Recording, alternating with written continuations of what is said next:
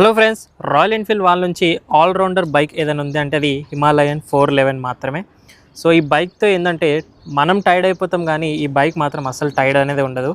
కొత్తగా వచ్చిన హిమాలయన్ 450 కంటే కూడా హిమాలయన్ 411 చాలా చాలా బెటర్. బట్ ఇప్పటికీ ఈ లాంగ్ టర్మ్ ఓనర్షిప్ రివ్యూలో ఏమైనా ఇష్యూస్ ఫేస్ చేశారా అనేది డైరెక్ట్ ఈ ఓనర్ ద్వారా తెలుసుకుందాము. సో ఇలాగే మీరు కూడా మీ ఓనర్షిప్ రివ్యూని మన ఛానల్ ద్వారా షేర్ చేసుకోవాలంటే bikers boy Telugu official insta page ఉంది, మీరు అక్కడికి వచ్చి మెసేజ్ చేయండి. లేదంటే వాట్సాప్ నెంబర్ స్క్రీన్ పైన ఉంది, అక్కడ కూడా మెసేజ్ చేయొచ్చు. హైదరాబాద్లో ఏ 2 వీలర్ అయినా 4 వీలర్ అయినా రిపీటెడ్ బైక్స్ ఆర్ కార్స్ అయినా నేనే మీ వరకు వచ్చి రివ్యూ అనేది తీసుకుంటాను. హాయ్ అండి. హాయ్ అండి. ఒక్కసారి మీ పేరు చెప్పారా? హాయ్, నా పేరు కార్తిక్. ఏం చేస్తుంటారు? నేను సాఫ్ట్వేర్ ఇంజనీర్గా వర్క్ చేస్తున్నాను. ఓకే. సో అండ్ ఈ వెహికల్ వచ్చేసి 2 years అయింది. 23 జూన్లో తీసుకున్నాను. Okay, 2 years completed. ఇప్పటివరకు ఎన్ని కిలోమీటర్స్? అరౌండ్ 22,000 తిరిగాను. ఓకే. యాక్చువల్గా నేను లాంగ్ రైడ్స్కి వెళ్తూ ఉంటాను. రైడింగ్ గ్రూప్స్ ఉంటాయి, సో వాటితో వెళ్తాను అనమాట. ఓకే. సో ఇప్పటికొచ్చి 2.5 years complete, around 2.2 years complete అయింది. ఫస్ట్ డౌట్ నాకు రావడం, మీరు సాఫ్ట్వేర్ అంటున్నారు, మళ్ళీ రైడ్స్కి వెళ్తాను అంటున్నారు. సో అది ఎలా కాంబినేషన్ ఎలా సెట్ అయింది? అంటే యూజువల్గా మంత్లీ ట్వైస్ వీకెండ్ రైడ్స్కి వెళ్తాను. 3 monthsకి ఒకసారి లీవ్స్ తీసుకుని ఒక 1 week or 10 days రైడ్స్కి వెళ్తుంటా. ఓకే, స్ట్రెస్ అంతా అలా రిలీజ్ చేసుకుంటుంటారు. ఓకే. ఆ టైంలో మనకి 2.5 years బ్యాక్ ప్రైసింగ్ ఎంత పడింది ఎస్టిమేటెడ్? అప్పుడు నాకు ఆన్ రోడ్ వచ్చేసి 2.96 పడింది. ఓకే. సో లాంగ్ ఎక్కువ వెళ్తూ ఉంటారు కదా, ఇది మీ ఫస్ట్ బైకా? ఇంతకుముందు ఏమైనా యూజ్ చేశారా? ఫస్ట్ బైకే కంప్లీట్ ఆఫ్ రోడింగ్ కోసం అని చూస్ చేసుకున్నారు. ఓకే. ఫస్ట్లీ ఈ రాయల్ ఎన్ఫీల్డ్ నుంచి పర్పస్ ఏంటి హిమాలయన్ పర్చేస్ చేయడానికి? అంటే మెయిన్ నేను పర్చేస్ చేసిన పర్పస్ వచ్చేసి మెయిన్ కంఫర్ట్ కోసం పర్చేస్ చేశాను. వన్స్ వచ్చిన తర్వాత నాకు లాంగ్ రైడ్స్ అనేది ఇంకా ఒక ప్యాషన్లా మారిపోయింది. సో ఒక స్ట్రెస్ బస్టర్ కింద తయారైంది నాకు. ఓకే. సో సెకండ్లీ ఏంటంటే ఈరోజు ఆఫ్ రోడింగ్ బైక్స్ అంటే మనకి చాలా ఆప్షన్స్ ఉన్నాయి. ట్రయంఫ్ ఉంది, హీరో ఉంది, ఎస్జీ వచ్చింది, కేటీఎం ఉంది. బట్ మీరు పర్చేస్ చేసే టైంలో మనకి ఆల్మోస్ట్ 2 ఆప్షన్స్ ఉన్నాయి. డామినర్ ఒకటి, అండ్ నెక్స్ట్ మనకి ఎక్స్పల్స్ కూడా ఉండే. అది కాకుండా హిమాలయన్కి రావడానికి రీజన్ అంటే ఒకటి ఆర్ఈ బ్రాండ్, దానికి ఉన్న సర్వీస్ నెట్వర్క్ మనకి దేనికి ఉండదు. ఓకే. సో నేను నమ్మేది ఏంటంటే ఆర్ఈ బైక్ ఎక్కడ ఆగిపోయినా ఇంటి వరకు తీసుకెళ్తుంది. ఎనీవన్ ఎవరో ఒకరు రిపేర్ చేసి ఇంటి దాకా తీసుకెళ్ళగలం మనం వెహికల్. సో ఆ రీజన్తో తీసుకున్నాను. ఓకే. అండ్ ఇది BS6 వస్తుంది, ఇది BS6. ఓకే. సో ఇప్పటివరకు టిల్ డేట్ బైక్ క్వాలిటీ ఎలా ఉంది? ఏమైనా ఇష్యూస్ ఫేస్ చేశారా మీరు? ఇష్యూస్ అంటే చాలా మల్టిపుల్ ఇష్యూస్ వచ్చినాయి నా వెహికల్ వచ్చేసి. First thing suspension, monoshock around 4 times change చేశారు వాళ్ళు. అండర్ వారంటీ చేంజ్ చేశారు. అయ్యో. బట్ స్టిల్ 4 times రిపేర్ వచ్చింది. మెయిన్ రీజన్ ఏంటి అది? లాస్ట్ టైం నేను వచ్చేసి వాళ్ళకి హైలీ ఎస్కలేట్ చేశా. చెన్నై నుంచి ఇంజనీరింగ్ టీం వచ్చి ఇన్స్పెక్ట్ చేశారు. వాళ్ళు ఏంటంటే ఇష్యూ అనేది బయటకు చెప్పలేదు, బట్ రిజాల్వ్ చేసామన్నారు. మోస్ట్లీ అది క్వాలిటీ కంట్రోల్ ఇష్యూస్ అని నా డౌట్. అన్ని హిమాలయన్స్లో ఇదే ఇష్యూ ఉందా? వాళ్ళు అదే చెప్తున్నారు, మాకు రెగ్యులర్గా వస్తుంటుంది మోనోషాక్ ఇష్యూస్ అని హిమాలయన్స్ అని చెప్పారు. నెక్స్ట్ వచ్చేసి యాక్చుయేటర్ పోయింది. సో అది కూడా వారంటీలో రీప్లేస్ చేశారు. ఆ 2 ప్రాబ్లమ్స్ వచ్చాయి నాకు.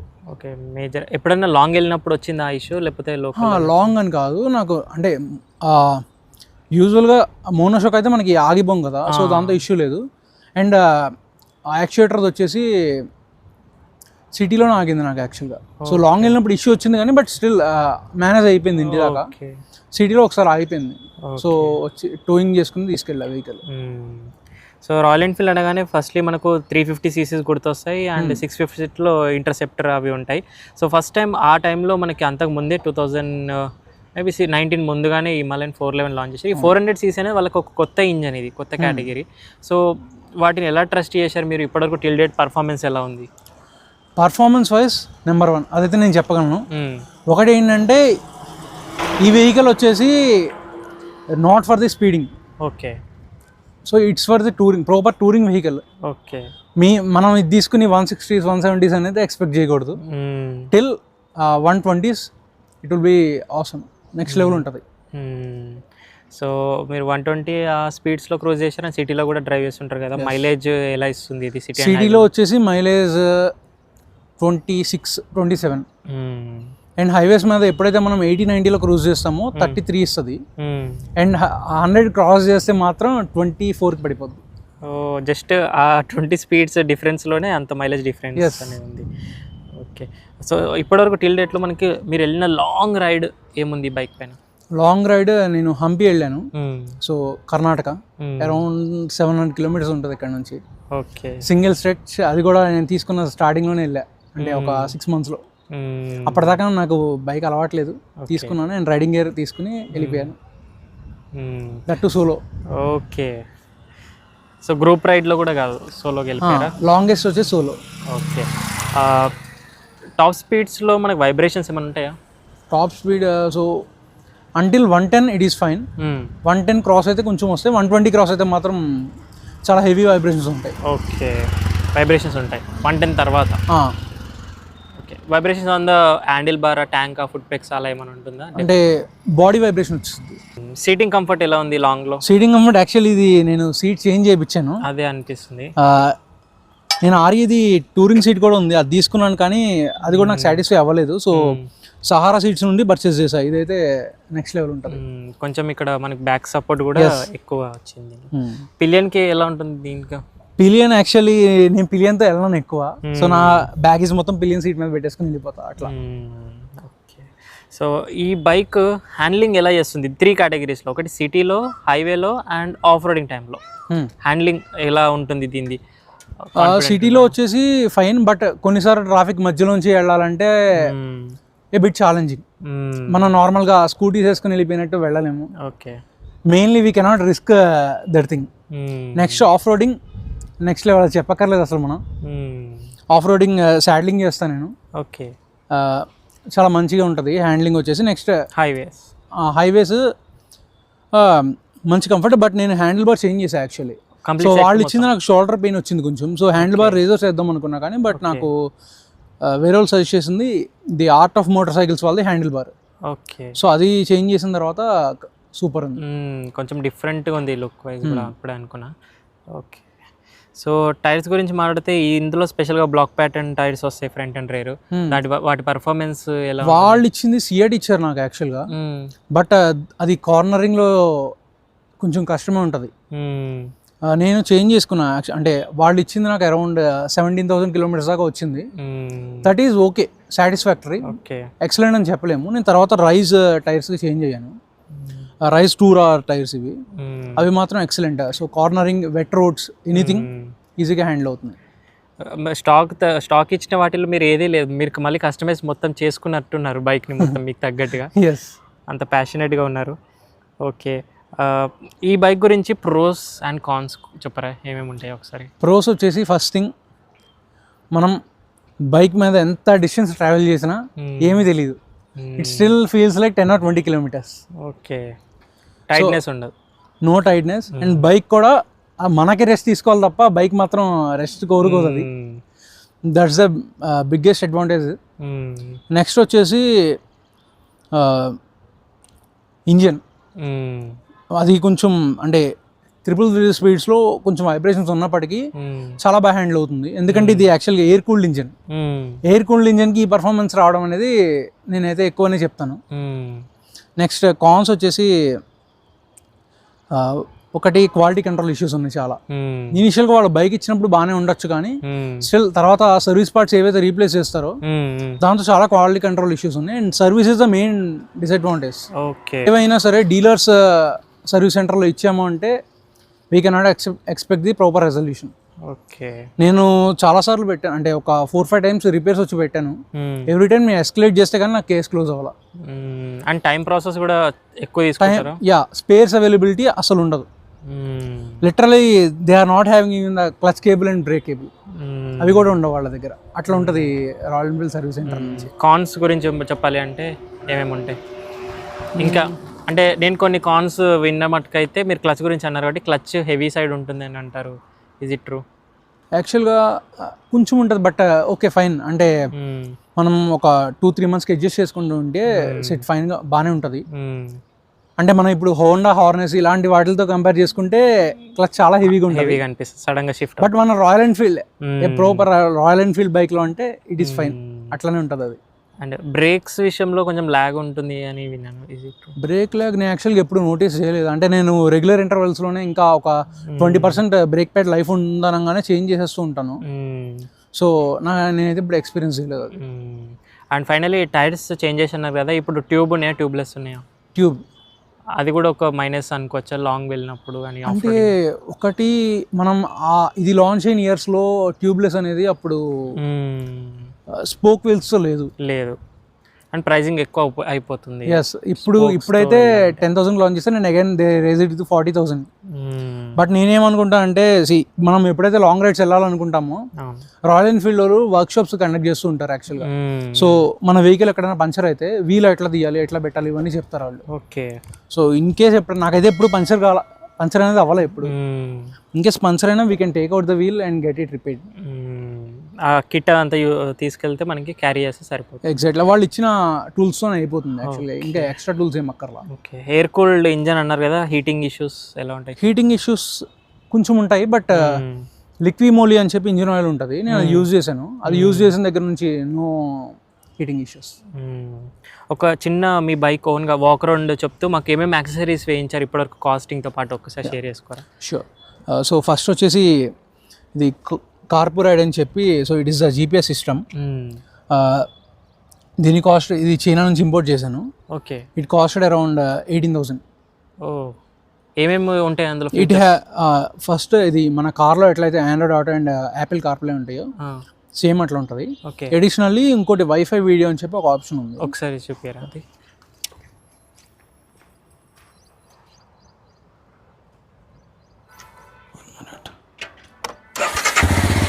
ఎగ్జాస్ట్ నోట్ కూడా వినొచ్చు.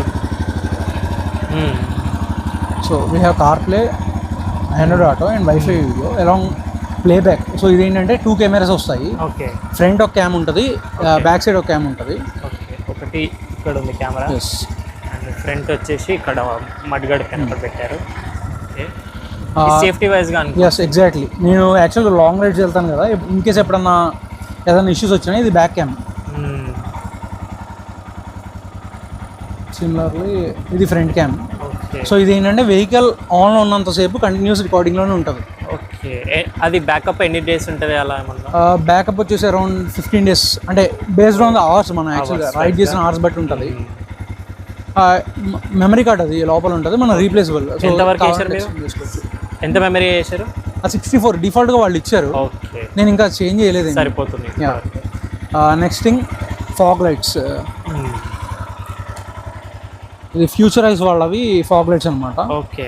దీనిలో 3 different మోడ్స్ ఉంటాయి. ఒకటి pure yellow, and then this is the white, and this is the combination of both. Warm yellow type. Yeah. And we have blinkers as well. 3 types ఉంటాయి blinkers. ఈ second. ఈ head light తో సరిపోతట్లేదా మనకి? Yeah, ఈ head light అనేది చెప్పాలంటే useless. Okay. నాకు ఏ రోజు హెడ్ లైట్ అనేది యూజ్ కావాలా. I always depend on this fog lights. ఇది అరౌండ్ 10,000 పడింది నాకు. Next one engine guard. It is from Zana. Okay. Yeah. So safe చేసింది అది? Yeah, many times. యాక్చువల్గా నేను ఇనీషియల్గా రాయల్ ఎన్ఫీల్డ్ వాడా క్రాష్ గార్డ్, బట్ నాకు ఆఫీస్లో పార్కింగ్లో జస్ట్ ఇలా స్లిప్ అయింది బైక్, అది ఫోల్డ్ అయిపోయింది. నాకు ఆ రోజు బిలీఫ్ పోయింది ఇంకా. సో ఇంత స్మాల్ డ్రాప్నే కంట్రోల్ చేయలేనప్పుడు హై స్పీడ్స్లో ఎప్పుడైనా డ్రాప్ అయితే కష్టం కదా. సో అందుకని చెప్పి నేను ఇది ఆఫ్టర్ మార్కెట్ జానాది రీప్లేస్ చేశాను. దీని కాస్ట్ అరౌండ్ 5,000. ఓకే. నెక్స్ట్ ఇది దిస్ ఈస్ ద డిఫాల్ట్ వాళ్ళు ఇచ్చింది. ఓకే. ఇది ఎక్స్టెండర్ వేసాను, విండ్ బ్లాస్ట్ కంట్రోల్ కోసం. ఎగ్జాక్ట్లీ. ప్రోస్పెక్ వాళ్ళది. It costed around 2,000. నకిల్ గార్డ్స్ అవి బయట. నకిల్ గార్డ్స్ రాయల్ ఎన్ఫీల్డ్ ఉంది స్టాక్ ఇవి. నెక్స్ట్ ఈ హ్యాండిల్ బార్ అనేది ఆఫ్టర్ మార్కెట్. ఓకే. ఇది ఎంత పడింది? ఇది 2,000. 2,000. క్వాలిటీ వైజ్ అయితే yeah, it is fine. Quality wobbling ఏమైనా ఇష్యూస్ వచ్చాయి? నాకైతే హ్యాండిల్ బార్తో ఇష్యూస్ ఏం రాలా. ఓకే. నెక్స్ట్ వన్ ఇది క్రూజ్ కంట్రోల్. సో అంటే థ్రాటల్ లాక్ అనమాట ఇది. ప్రోస్పెక్ వాళ్ళది ఇది కూడా. ఓకే. సో ఇప్పుడు యాక్సలరేషన్ ఇచ్చి మనం లాక్ చేసేయచ్చు ఇక్కడికి. ఓకే. మళ్ళీ రిలీజ్ సేమ్ ఇట్లా.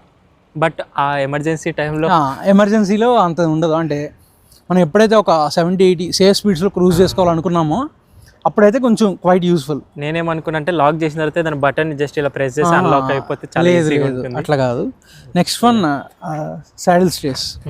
ఇవి these are from Royal Enfield. Okay. So ఇవి నేను యాక్చువల్గా ప్యానియర్స్ ఏం యూజ్ చేయను, సాడిల్ బ్యాగ్స్ కోసం పెట్టించాను. ఓకే. సో వియటారా వాళ్ళే సాడిల్ బ్యాగ్స్ యూజ్ చేస్తాను నేను. ఓకే. సో అవి పెట్టుకుంటే fine. Next one top rack. ఇది నేను బ్రాండ్ గుర్తులేదు యాక్చువల్గా. సో ఇది something after market top box పెట్టుకోవడానికి. టాప్ బాక్స్ అండ్ మెయిన్లీ నేను పెట్టించింది. సో ఇక్కడ సైడ్ బ్యాగ్స్ ఆక్యుపై అవుతాయి, వెనక ఇంకో బ్యాగ్ పెట్టుకోవాలి, పిలియన్ వచ్చారు అంటే సో ప్రాబ్లమ్ అవుద్ది.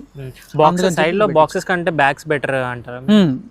నేను బ్యాగ్స్ ప్రిఫర్ చేస్తాను, ఎందుకంటే సపోజ్ బాక్సెస్ పెట్టుకున్నాము, బైక్ క్రాష్ అయినప్పుడు they damage lot. So in case bags అయితే సేఫర్ సైడ్ ఉంటాయి, బట్ సేఫ్టీ వైజ్ ఎక్కడైనా వాక్ చేసి వెళ్ళాము అంటే చెప్పలేం.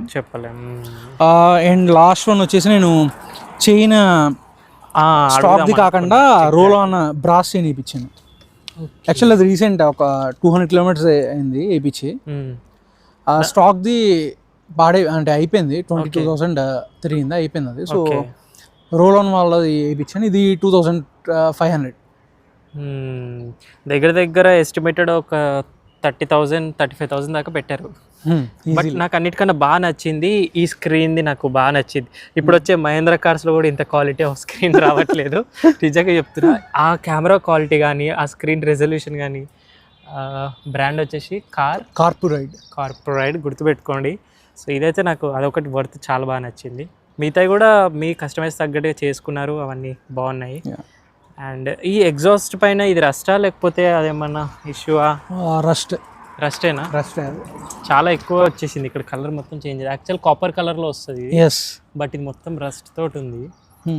దానికి ఏమైనా సొల్యూషన్ ఉంటుందా? దానికి యాక్చువల్గా అది కొంచెమే రస్ట్, మిగిలింది వచ్చేసి నార్మల్గా బ్లాక్ అయిపోతాయి సైలెన్సర్స్. సో అట్లానే వచ్చింది అది. దానికి యాక్చువల్గా మనం థ్రెడ్స్ ఇలాంటివి యూజ్ చేస్తారు, కానీ అవి యూజ్ చేసినా రస్ట్ ఇంకా పెరుగుద్దని నాకు సజెస్ట్ చేశారు. So I left it like that. ఎందుకంటే నాకు అప్ టు 5 years వారంటీ ఉంది. ఎనీ రస్టింగ్ ఇష్యూస్ వాళ్ళు కవర్ చేస్తారు యాక్చువల్గా. సో అందుకే ఇంకా ఏదైనా ప్రాబ్లం వచ్చినప్పుడు చూద్దామని I left it like. And next mirrors, these are from this one Bajaj Avenger వా? ఎస్. ఎందుకు అవి బాగాలేవా, రౌండ్గా వస్తుంటాయి? నో, యాక్చువల్గా నాకు హిమాలయన్వి తిరిగిపోతున్నాయి mirrors. Okay. So around 90 crosses చాలు రొటేట్ అయిపోతున్నాయి. వాళ్ళని అడిగితే టూరింగ్ మిర్రర్స్ వేసుకోండి అన్నారు. It costed around 5,000. These came at 600 both. చాలా రీసెర్చ్ చేస్తూ బ్రాండ్స్ కానీ ఎక్కడ వర్త్ ఎక్కడ వాల్యూ పెట్టాలో అక్కడ మనీ కరెక్ట్ ఇన్వెస్ట్ చేశారు. సో మీకు తగ్గట్టుగా కస్టమైజ్ అయింది. నాకు ఒక్కటే డౌట్ అప్పటి నుంచి వస్తుంది, ఎయిర్ కూల్డ్ ఇంజన్ అన్నారు, ఇది ఏమంటారు రేడియేటర్గా వస్తుంది. లిక్విడ్ ఎయిర్ కూల్డ్ ఇంజన్స్కి అలా ఈ బైక్ ఒక్కటే వస్తుందా? యాక్చువల్ లిక్విడ్ కూల్స్కి ఆయిల్ కూల్స్కి చూస్తుంటాం కదా మనము. యాక్చువల్గా అది నాకు అంత కరెక్ట్గా ఐడియా లేదు, బట్ ఎయిర్ కూల్డ్ ఇంజన్ ఇదైతే. లిక్విడ్ అయితే కాదు, oil cooled maybe oil and air mixed ఏమన్నా మేబీ ఉంటుంది. 350cc దాటిన తర్వాత Royal Enfield bikes oil and air cooled mixed వస్తుంటాయి. ఓకే, ఇంకేం ఇష్యూస్ అయితే మేజర్గా అయితే దట్స్ ఇట్ అంతే. ఓకే, ఫైనల్ క్వశ్చన్ వచ్చేసి are you happy with this 411 or రీసెంట్గా లాంచ్ అయిన 450కి అప్గ్రేడ్ అవుదాం అనుకుంటున్నారు ఏదైనా? No, I'm happy with this. అది తీసుకోకపోవడానికి ఏమైనా ప్లాన్ లేకపోవడం? అంటే తీసుకోపోవడం అంటే I don't see a major upgrade here. So మనం ఎప్పుడైతే 411 నుంచి అప్గ్రేడ్ అవుతున్నాం అంటే it should be around 650 or something twin cylinder. So మళ్ళీ మనం 450కి వెళ్ళి అనేది I don't think it's worth. Also ఆ హిమాలయన్ రానెస్ అనేది 450లో మిస్ అయిందని నేను ఫీల్ అవుతున్నాను. ఇండివిజువల్గా బైక్ ఈజ్ ఫైన్, బట్ 411 నుంచి ఆ రానెస్ క్యారీ అవ్వలేకపోయింది. ఎగ్జాక్ట్లీ. అండ్ చాలా పెద్ద ఇష్యూ ఒకటి చెప్పాలి, దీని చాసీస్ ఉన్నంత రిలయబిలిటీ రీసెంట్గా లాంచ్ అయిన హిమాలయన్ 450లో కూడా రావట్లేదు. కొత్త వెహికల్స్ లాంగ్ వెళ్ళిన తర్వాత చాసీస్ బ్రేక్ అవుతున్నాయి, మళ్ళీ రీకాల్ చేసి వాళ్ళు షోరూమ్ వాళ్ళు మళ్ళీ చేంజ్ చేయడం అనేది బ్రాండ్కే బ్యాడ్ నేమ్ వస్తుంది. సో దిస్ ఈస్ చాలా బెటర్. అండ్ ఒకవేళ ఇప్పుడు సెకండ్ హ్యాండ్ మార్కెట్లో దొరికితే ఇది తీసుకోమంటారా, మీరు సజెస్ట్ చేస్తారా? Second hand market, so if it is crossed around 25,000 I don't suggest. ఎందుకంటే ఎప్పుడైతే 20-25,000 క్రాస్ అవుతున్నాయో, okay, it was getting around 20,000-25,000 of repair bills. So మా ఫ్రెండ్, మా కొలీగ్ ఒకటి యూజ్ చేస్తున్నాడు, తనది అరౌండ్ 25,000 క్రాస్ అయింది. సో వాళ్ళు ఇచ్చాడు సర్వీస్ సెంటర్కి 35,000 బిల్ ఇచ్చారు వాడికి.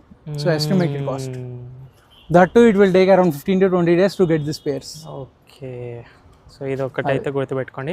అండ్ ఫైనల్లీ నాకు అప్పటి నుంచి ఒకటి అనిపిస్తుంది, మీరు ఇన్ని కస్టమైజ్, ఇన్ని బ్రాండ్స్ ఇవన్నీ మీకు తగ్గడి చేశారు, రాయల్ ఎన్ఫీల్డ్ హెల్మెట్ని మీరు ట్రస్ట్ చేస్తున్నారా? Is it? లేదు, యాక్చువల్గా it is for my office purpose only. City only office సిటీలో తిరగడానికే. నేను నార్మల్గా LS2 హెల్మెట్ యూజ్ చేస్తాను. It costed around 12,000. అదే డౌట్ వస్తుంది అప్పటి నుంచి రాయల్ ఎన్ఫీల్డ్ ట్రస్ట్ చేస్తారు దీంతో లాంగ్ వెళ్తారు ఏంటి అని. No way. అదొకటి. ఓకే, ఫైనల్గా ఒకసారి ఆన్ రోడ్ మీరు ఇంకా డౌన్ పేమెంట్ ఇంకేమైనా ఈఎంఐస్ ఎప్పటి వరకు ఒకవేళ అదే ఏమైనా ఉంటుందా? లేదు, యాక్చువల్గా నేను ఆన్ రోడ్ కాస్ట్ వచ్చేది 2.96, వాళ్ళైతే 2.92 చెప్పారు. నేను యాక్చువల్గా ఇన్సూరెన్స్ ఎడిషనల్ అవన్నీ ఆప్ చేసుకున్నాను. యాక్చువల్లీ ఈ యాక్సరీస్ అన్ని కూడా ఇన్సూరెన్స్లో కవర్ అవుతాయి. Okay, so electrical accessories, so all accessories ఇవన్నీ యాడ్ చేసుకుని నేను అడ్వాన్స్ పెట్టుకున్నాను. ఒక 4,000. సో అందుకని నాకు 296 అయింది అది. ఓకే, సో అది బైక్ రాగా తీసుకున్నప్పుడు ఆన్ రైట్ ప్రైస్, అండ్ దానిపైన ఇవన్నీ అడ్వాన్స్ వచ్చినాయి కదా. ఎస్టిమేటెడ్ ఇవన్నీ కలిపితే 40,000 ఉంటాయి. ఈజీలీ 40,000 ఉంటుంది. 40,000 వరకు ఉంటాయి. సో ఇది ఓవరాల్గా హిమాలయన్ 411 యొక్క ఓనర్షిప్ రివ్యూ. సో నిజంగా మీరు ప్యాషనేట్గా ఉన్నారు, ఆఫ్ రోడింగ్ చేస్తున్నారు, లాంగ్ డ్రైవ్స్కి వెళ్తున్నారు, టూరింగ్ చేస్తారంటే హిమాలయన్ 411 చాలా బాగుండే. ఇప్పుడు 450 కూడా బాగానే ఉంది, బట్ ఆ చాసిస్ బ్రేక్ అవడం ఏందా, రస్ట్ ఇష్యూస్ ఏందా అవన్నీ, సో అదేవిధంగా తెలీదు. సో ఇలాగే మీరు కూడా మీ ఓనర్షిప్ రివ్యూని మన ఛానల్ ద్వారా షేర్ చేసుకోవాలంటే bikers boy Telugu official insta page ఉంది, మీరు అక్కడికి వచ్చి మెసేజ్ చేయండి. లేదంటే వాట్సాప్ నెంబర్ స్క్రీన్ పైన ఉంది, అక్కడ కూడా మెసేజ్ చేయొచ్చు. హైదరాబాద్లో ఏ 2 వీలర్ అయినా 4 వీలర్ అయినా రిపీటెడ్ బైక్స్ ఆర్ కార్స్ అయినా నేనే మీ వరకు వచ్చి రివ్యూ అనేది తీసుకుంటాను. Thank you so much watching. In the next video bye, take care. Mask వేసుకొని శానిటైజర్ రెగ్యులర్ విషయం, సోషల్ డిస్టెన్స్ పాటు డ్రైవ్ చేసే వాళ్ళందరూ సీట్ బెల్ట్స్, రైడ్ చేసే వాళ్ళందరూ స్టాండర్డ్ హెల్మెట్స్ వేర్ చేయాల్సిందే.